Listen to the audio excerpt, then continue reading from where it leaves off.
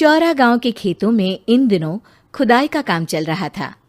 असल में इसी गांव से होकर एक अच्छी सड़क गुजरनी थी, इसलिए यहां खुदाई शुरू की गई थी। अचानक एक दिन खुदाई करने वाली मशीन से कुछ टकराता है। बाद में जब खोजबीन की जाती है तो वहां से 2 कंकाल मिलते हैं। पुलिस गांव के लोगों से पूछताछ शुरू करती है। आप लोगों को क्या लगता है ये किसके कंकाल हो सकते हैं? अरे साहब, हमें क्या पता ये किसके कंकाल हैं, आप ही लोग पता लगाइए, हम लोग तो बहुत ज़्यादा डरे हुए हैं।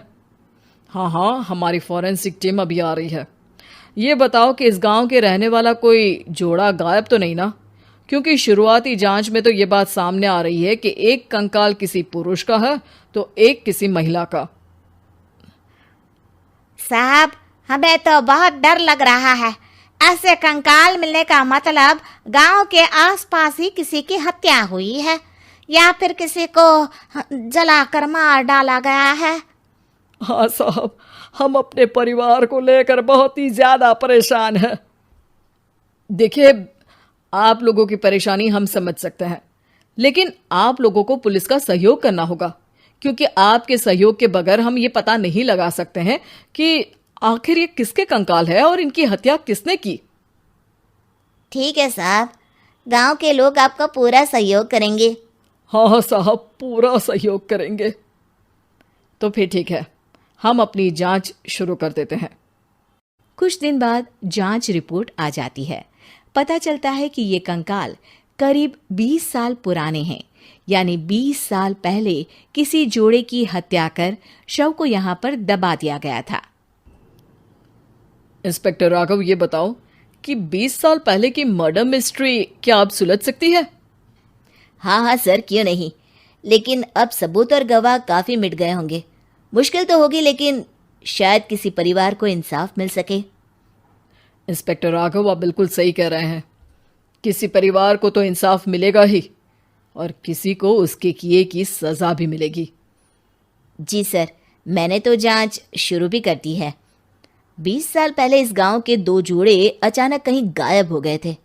मैंने दोनों ही परिवारों के बाकी के सदस्यों से बातचीत शुरू की तो उन्होंने बताया कि उनके बच्चे शहर गए थे, लेकिन आज तक वापस नहीं लौटे हैं। लेकिन ये दोनों शव किस परिवार के सदस्यों के हैं, ये कैसे पता चल सकेगा? सर, मैंने डीएनए टेस्ट करवा लिया है। आज शाम तक इसकी रिपोर्ट भी आ जाएगी। अच्छा, ठीक है। उसी शाम को सर, डीएनए रिपोर्ट के मुताबिक ये दोनों ही लाशें चौरा गांव के रहने वाले प्रधान सुल्तान सिंह के बेटे और बहू की है। लेकिन इनकी हत्याएं किसने की है, ये कैसे पता लगेगा? इसी का तो पता लगाने की कोशिश में जुटा हूं सर। आज सुल्तान सिंह से मिलने भी जा रहा हूं। मेरा बेटा और बहू तो मेरे लिए सिर्फ यादों में ही रह गए थे, हमें उनकी लाशें तक नहीं मिल सकी थी। आज 20 साल बाद उनके कंकाल मिले हैं। मैं अब किसके लिए जीऊं?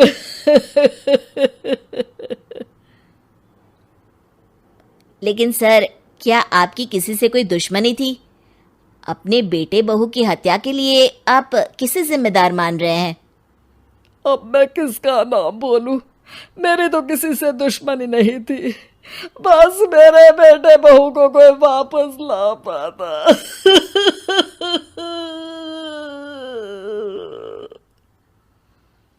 इसके बाद सुल्तान सिंह फूट फूट कर रोना शुरू कर देते हैं। सर, अब आप इनका अंतिम संस्कार करवा सकते हैं। कम से कम इनका शरीर ना सही, इनका कंकाल तो आपको मिला है। लेकिन हाँ, अगर आपको कुछ भी याद आए तो ज़रूर बताइएगा। मेरी तो बेटा अब उम्र हो गई है, लेकिन मेरे बेटे और बहू के हत्यारों का ज़रूर पता लगाइएगा, क्योंकि जब तक हत्यारे पकड़े नहीं जाएंगे मेरा मन नहीं मानेगा। सर, हमारी पूरी कोशिश रहेगी हत्यारे को पकड़ने की। लेकिन एक बात बताइए, उस वक्त आपको किस पर शक गया था? उस वक्त मेरे एक ड्राइवर को पकड़ा गया था, लेकिन सबूतों के अभाव में उसे छोड़ दिया गया था। अच्छा, और ड्राइवर पर कैसे शक हुआ था? क्योंकि उस दिन ड्राइवर छुट्टी पर था। उस समय लेकिन लाश क्यों नहीं मिल सकी थी? उस वक्त पुलिस ने बहुत कोशिश की थी, लेकिन दोनों की डेड बॉडी नहीं मिल सकी थी। ठीक है, हमारी तफ्तीश चल रही है, मैं फिर आऊंगा। इसके बाद इंस्पेक्टर वहां से चला जाता है और सुल्तान सिंह अपने बेटे और बहू की याद में खो जाते हैं। कुछ दिन बाद सुल्तान सर, एक बात बताइए, जब आपके बेटे बहू की हत्या हुई थी, उसी के आसपास आपके ही गांव का रहने वाला एक और जोड़ा उसी वक्त गायब हो गया था ना? हाँ सर, अलका और अभिषेक, वो भी मेरे बच्चों जैसे ही थे। तो फिर वो कहाँ है? उनका भी आज तक पता नहीं चल सका, लेकिन बताते हैं कि कुछ साल पहले अभिषेक को गांव के ही किसी आदमी ने मुंबई में देखा था, लेकिन फिर वो गायब हो गया। यानी अभिषेक और अलका की हत्या नहीं हुई थी, बल्कि उन्होंने किसी वजह से खुद ही गांव छोड़ दिया था। हाँ, हो सकता है, क्योंकि अभिषेक मेरे बेटे संतोष का अच्छा दोस्त था और उसका मेरे घर भी आना जाना लगा रहता था। हो सकता है कि उसने मेरे बेटे और बहू के बारे में सुन लिया हो और ये गांव छोड़ दिया हो सकता है। उनके परिवार का कोई अब नहीं रहता क्या इस गांव में? अब तो कोई नहीं रहता। एक चाचा थे, लेकिन उन्होंने भी अपना पुश्तैनी मकान बेच दिया है। वो भी अब कहीं शहर में ही बस गए हैं। ओह, अभिषेक और अलका के बारे में भी पता लगाना होगा। हो सकता है कि वही इस हत्या के बारे में कुछ बता सके। हो तो सकता है, लेकिन वो बेचारे तो खुद ही वक्त के मारे थे, वो क्या बताएंगे। फिर भी सर, जब केस दोबारा खुला है तो जांच तो करनी ही पड़ेगी, और इस बार तो लाशें भी बरामद हुई है। कुछ दिन तक लगातार तफ्तीश चलती रही। एक दिन थाने से सुल्तान सिंह को फोन आता है। हाँ, कौन बोल रहा है? सर, मैं कांस्टेबल तुलाराम बोल रहा हूँ थाने से। आपको थाने आना पड़ेगा। थाने? लेकिन क्यों? सर, किसी की पहचान करवानी है। अच्छा ठीक है, मैं दोपहर तक पहुंचता हूँ। सुल्तान सिंह दोपहर में थाने पहुंचता है। कई पुलिस के अधिकारी वहां मौजूद रहते हैं। सर, आपके बेटे की हत्या का रहस्य आज शायद सुलझ जाए। अच्छा इंस्पेक्टर राघव, पर वो कैसे? सर, उस आदमी को देखिए, क्या वही अभिषेक है? सुल्तान सिंह की आंखों में हैरानी से आंसू आ जाते हैं। हाँ सर, यही अभिषेक है। ये आपको कहाँ से मिला? सिर्फ अभिषेक ही नहीं, बल्कि इसकी पत्नी अलका भी इसके साथ है। मैडम, जरा अभिषेक की पत्नी को लाइए। जैसे ही अलका को पेश किया जाता है, सुल्तान सिंह जमीन पर गिर जाते हैं। सुल्तान सर, क्या हुआ आपको? आप अलका को देखकर गिर क्यों गए? सुल्तान सिंह सर पकड़कर बैठ जाते हैं।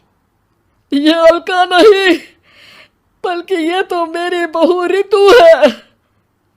पूरा थाना एक दूसरे का मुंह देखने लगता है। क्या? इसके बाद हर किसी को दो कंकाल और हत्या का रहस्य समझ में आ गया। अभिषेक और रितु ने मिलकर संतोष और अलका की हत्या की थी और लाश को जमीन के नीचे दबा दिया था।